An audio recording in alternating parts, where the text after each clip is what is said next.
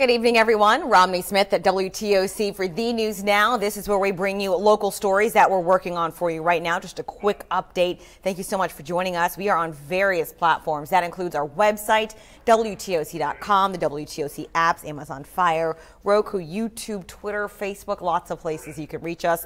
I want to highlight Facebook.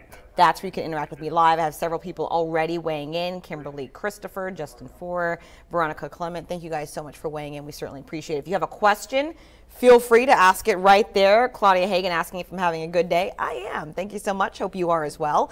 If you do ask a question and I can't find the answer to it, I can always go back in the comment section afterward and get you a link to get you a little bit closer to the answer. So feel free to interact with us there. All right. So right now we're actually following developing news out of the Low Country. It seems that the FBI is digging a little bit deeper into the Beaufort County school system. WTOC's Danielle Lewan is working on this story right now. Here's a preview of what she has.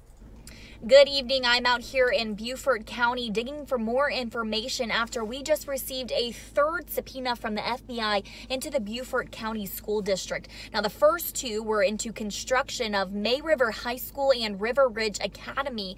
Those were subpoenaed last December and fulfilled in January. Now we have a third subpoena into the personal file and other documents of former Superintendent Jeff Moss. Now, Jeff Moss no longer works for the Beaufort County School District.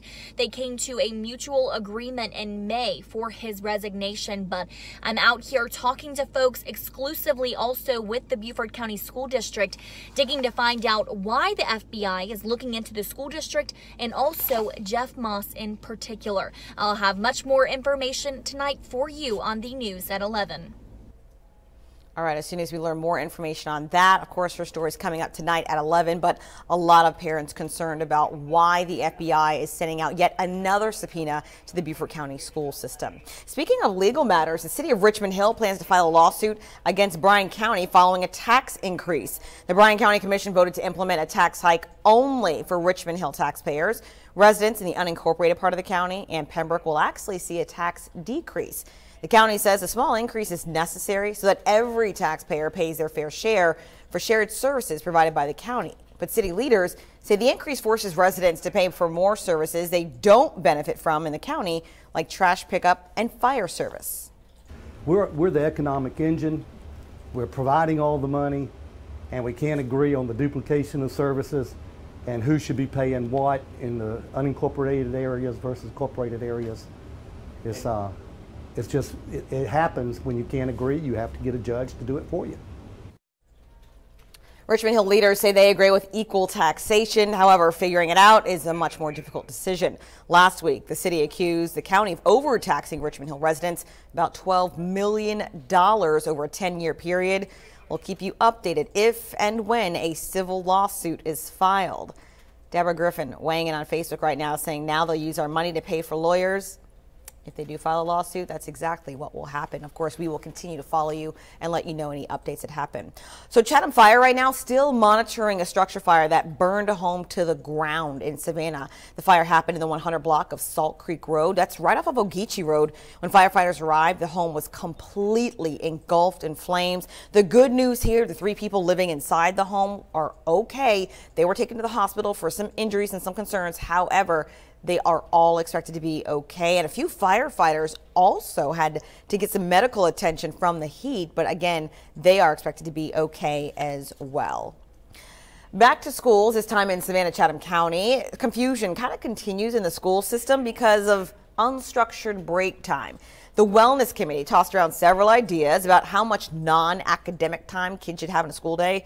They think a lot of it's just a big misunderstanding about unstructured break time, in the words, calling it recess or not, and saying that those are actually 2 different things. My opinion of unstructured break may be that you stay in the same academic setting and it's just unprogrammed time. For me, recess, you're actually leaving the academic setting and going into a free area.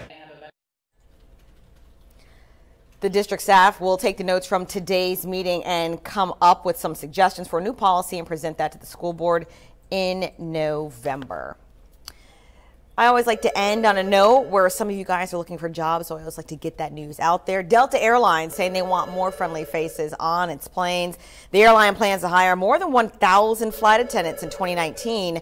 To be a Delta flight attendant, you have to be at least 21 years old, have a high school degree or GED, be fluent in English, and be able to work in the United States. But meeting those qualifications does not mean you're guaranteed a job. It's very highly competitive. Actually, we got the numbers, and it seems like last year Delta received, get this, more than 270,000 job applications for just 1,700 flight attendant job openings. But you know what? I don't let the numbers get in the way. So to all of you applying, good luck for that. We do have one comment, Ian Mercer, saying, for what it's worth, we're already paying lawyers who are employed by the city and the county. Some true, but sometimes they do need outside legal counsel as well. So technically there are plenty of times when city and county jurisdictions use outside lawyers that are not on their payrolls. Trust me, I'm going through check registers right now of some local counties, and you'd be surprised. People spending upwards of $500,000 with lawyers who are not already on their payroll. So it could be outside lawyers as well. And if it is, we'll be watching it and your money. But thank you for your comment. We certainly appreciate it. All right, guys, I don't see any other questions related to our newscast right now. Keep in mind the next digital update will be at 9 p.m. with one of our meteorologists to break down the weather for the rest of tonight and the rest of this week. And if you're like me, you're already thinking about the weekend, they'll have that covered as well. And you can always connect with us online at WTOC.com and on our social media pages. Have a great night, guys.